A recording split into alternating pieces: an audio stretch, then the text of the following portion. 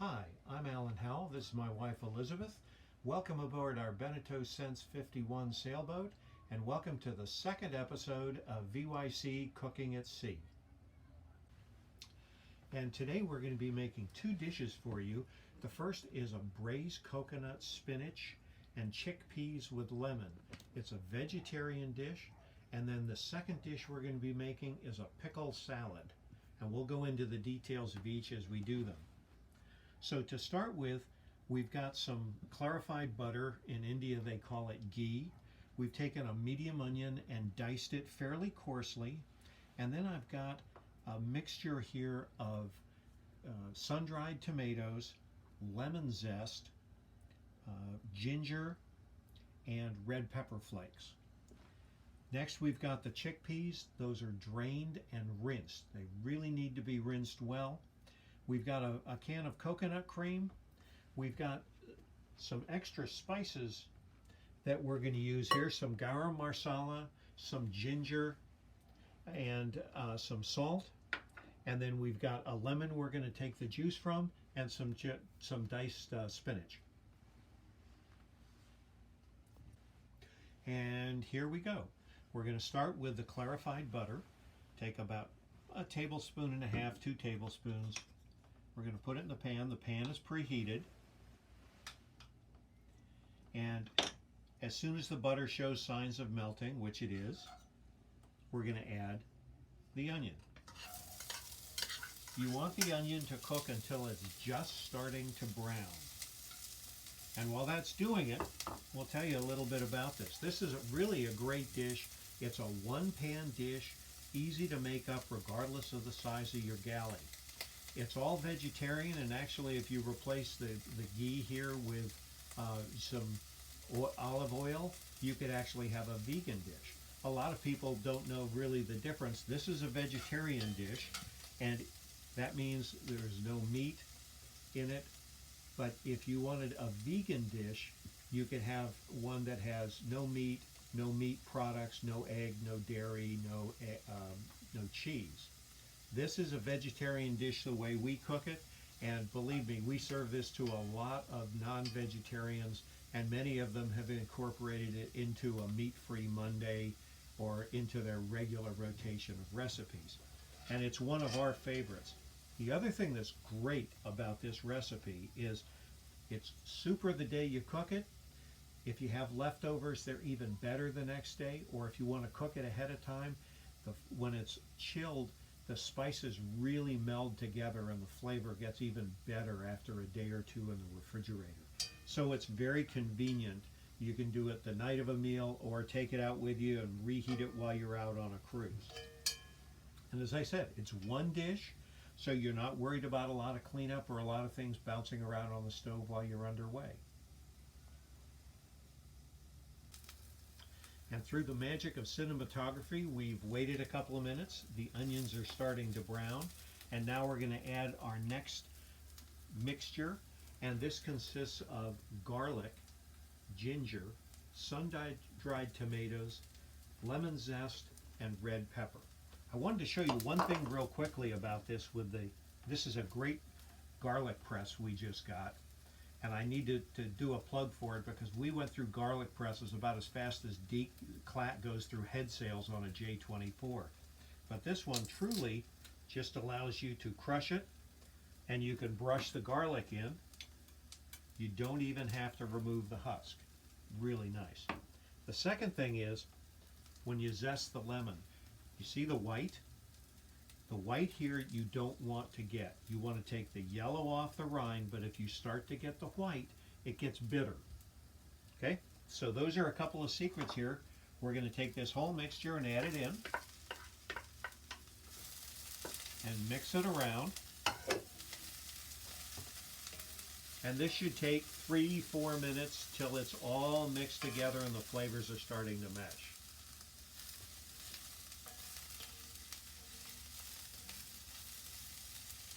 As this is getting close, the next thing we're going to do is really critical. We're going to turn the heat up to high because we're going to braise the chickpeas. We're essentially going to brown them in this mixture that we've just made. If you don't get the heat high, they're not going to braise properly, and you're going to lose a lot of the magic of this dish. And you can see here we've had the mixture cooking for a couple of minutes. You can't smell it, but the flavors are really starting to come out and get very pungent.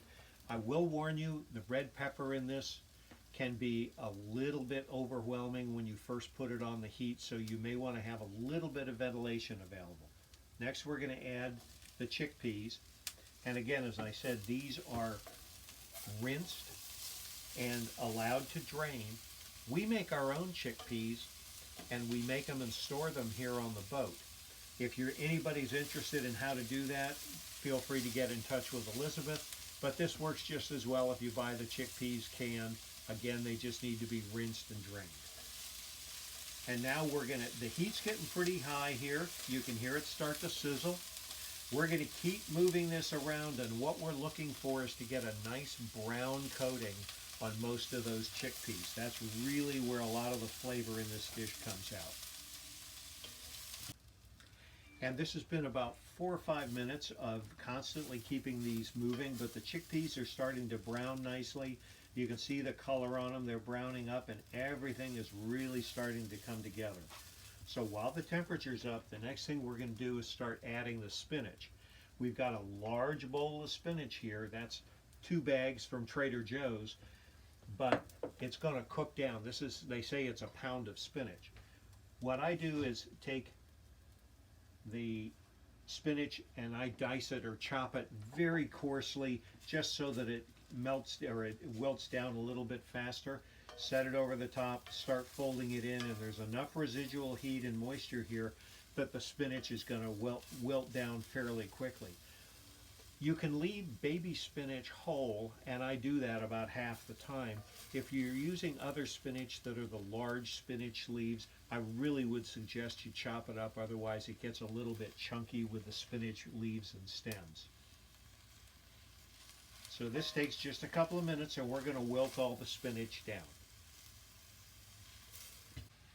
And we're about halfway through the process of folding the spinach in. You can see it melts down, or it wilts down pretty quickly. But every time I do this, I have to get about halfway through it and ask myself, is there really going to be room for all this spinach? And every time it always fits. But I still have those moments of doubt. And true to form, we took enough time with it, and all the spinach did cook down and is incorporated. This is a step you can't rush, because during this whole time those chickpeas are braising and it's really picking up the flavor. So once everything's cooked down, we go to the next step, which is adding a can of coconut cream. Now this is a choice you have. You can either add coconut cream or coconut milk. And kind of what the dividing line for us, we use this as a standalone dish. And so we want the sauce that it develops to be a little bit thicker, and we use the coconut cream. Some people, if they want to stretch this meal is wonderful for 2. You can stretch it to a third. If you want to feed more than 3, you can put it over rice or over quinoa or even over pasta. If you're putting it over something like that, I'd recommend you use a coconut milk rather than coconut cream, because it makes the sauce a little bit runnier, and it'll run down and really penetrate into the underlying grain that you're serving it with. So now we've added the milk. I'm turning the temperature down a little bit to let it simmer, and we're going to add our last dose of spices. That's ginger powder, salt, and garam Marsala. For those of you who haven't heard of it before, garam Marsala is actually a spice made of a lot of other spices. It's an Indian spice, and it translates literally into hot spices. Having said that, but don't be too alarmed, there's nothing about this that's really that hot. It's just kind of a tangy taste. And that's a mixture of cinnamon, mace, peppercorns, coriander seeds, and cumin seeds. And they take it all and they put it on a cooktop, and they heat it to bring out all the flavors, and then grind that, and what you see left, or the resulting powder, is garam Marsala. Now the last thing we're going to do here, we took that lemon that we used for zesting, and we're just going to put the juice directly in. And again, this is something where I like to get it. Sometimes the recipe will say use a small to medium lemon. I like a big one because I believe it's the lemon taste in this that really adds that final pop to the meal. So now everything is in here. All we have to do is turn the temperature down and let this simmer. And it says let it go for about 10 minutes. You don't even necessarily have to do that. Once everything's well mixed, it's usually 3 to 5 minutes, and you're ready to plate it and serve. So while this is simmering, why don't we move on over and we'll do the salad. And the second part of our meal tonight is a pickle salad. This sounds a little bit odd, but we've done this so many times and it's really wonderful. We actually make our own pickled vegetables, and if you're interested in how to do that, contact Elizabeth. She's the master at it. But you can also buy regular pickled vegetables, and you can buy a wide variety of them, not just cucumbers. And tonight we're using an arugula salad base, that's in the bottom here, and then around the top we've got cucumbers, we've got red peppers, green peppers, onions, and jalapenos.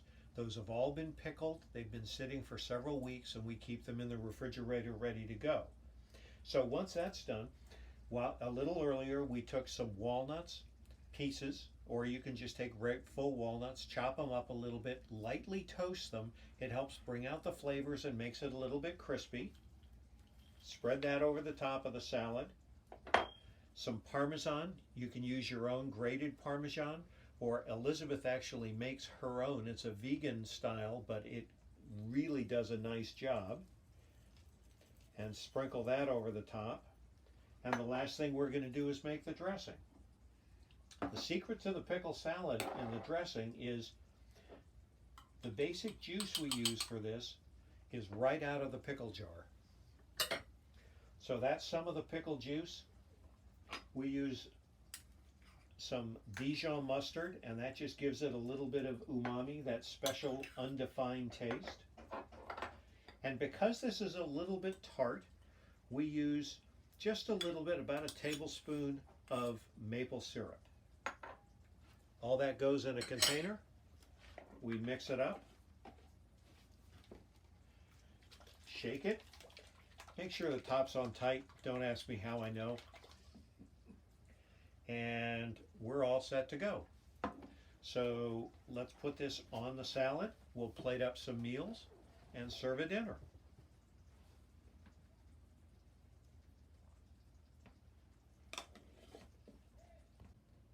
And we're all set now with the dish plated properly. We just use a small bowl.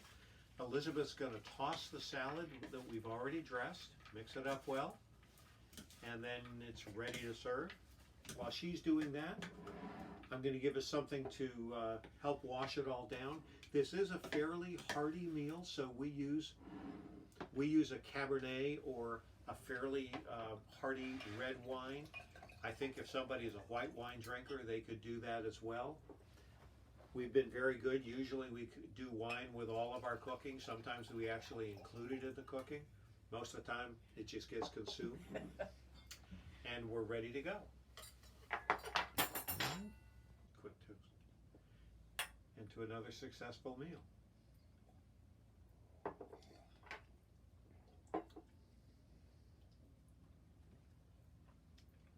Oh, that's so good. It's so wonderful to have a husband who cooks. And thank you for joining us. Bon appetit, and enjoy the VYC second episode of Cooking at Sea.